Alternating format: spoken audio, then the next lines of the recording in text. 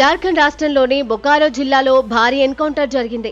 లాల్పానియా దగ్గర భద్రతా బలగాలకు మావోయిస్టులకు మధ్య ఎదురుకాల్పులు జరిగాయి. ఈ ఘటనలో 6 మావోయిస్టులు మృతి చెందారు. సంఘటనా స్థలంలో భారీగా ఆయుధాలను స్వాధీనం చేసుకున్నారు. జార్ఖండ్ పోలీసులతో పాటు కేంద్ర బలగాలైన సిఆర్పీఎఫ్ బలగాలు కూడా ఈ ఆపరేషన్లో పాల్గొన్నాయి. తెల్లవారుజామున లాల్పానియా వద్ద భద్రతా బలగాలకు మావోలకు మధ్య ఎదురుకాల్పులు జరగగా 6 మావోలు ప్రాణాలు కోల్పోయారు. ఎన్కౌంటర్లో మావోయిస్టు కీలక నేత హతమయ్యాడు. అతడిపై జాతీయ దర్యాప్తు సంస్థ ఇప్పటికే ₹1 కోటి రివార్డును ప్రకటించింది. అతడి పేరు ప్రయాగ్ మాంజీ అలియాస్ వివేక్. ఫూచనా, నాగమాంజీ, కరణ్, లేతరా అనే పేర్లతో కూడా పిలుస్తారు. కేంద్ర కమిటీ సభ్యుడైన ప్రయాగ్ మాంజీ ముఖ్యంగా ప్రశాంత్ హిల్స్ కేంద్రంగా తన కార్యకలాపాలు నిర్వహించేవాడు. ధనాబాద్ జిల్లా తుండి పోలీస్ స్టేషన్ పరిధిలోని దల్బుదా అతడి స్వగ్రామం.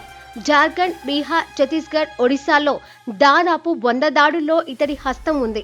ఒక్క గిరిది జిల్లాలోనే ఇతడిపై 50 కేసులతో పాటు ₹1 కోటి రివార్డు ఉంది. జార్ఖండ్ లో అత్యధిక రివార్డు ఉన్న రెండో మావోయిస్ట్ ఇతడే.